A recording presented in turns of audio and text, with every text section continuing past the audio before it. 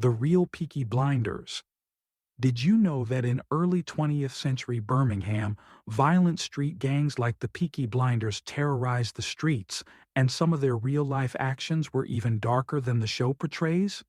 Today, we're uncovering the disturbing truth behind the infamous gang that inspired one of TV's most gripping dramas.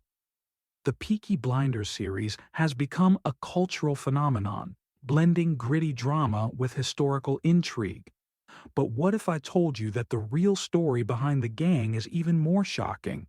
Let's explore the origins of the Peaky Blinders and the violent poverty-stricken streets of Birmingham where they thrived.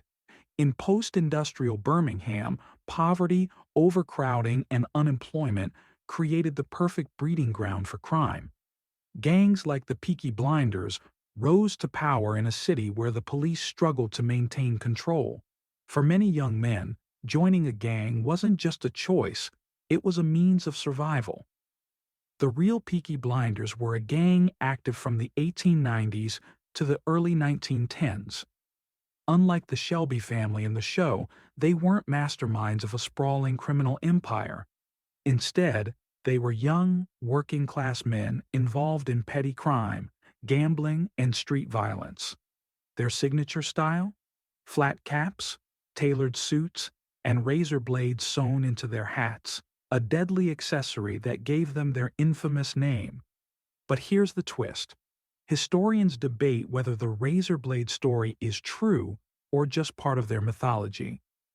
Razor blades were expensive and rare in Birmingham at the time, raising questions about whether this deadly detail was exaggerated over the years.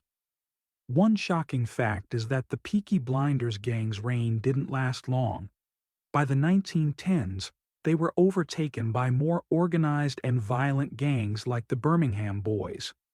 The real inspiration for Tommy Shelby's empire wasn't the Peaky Blinders, but later gangs who controlled racetracks and wielded significant influence over politicians and police. The real Peaky Blinders weren't criminal masterminds like their TV counterparts, but their story highlights the struggles of post-industrial Birmingham and the rise of gang culture. It's a tale of poverty, violence, and survival, and one that still resonates today.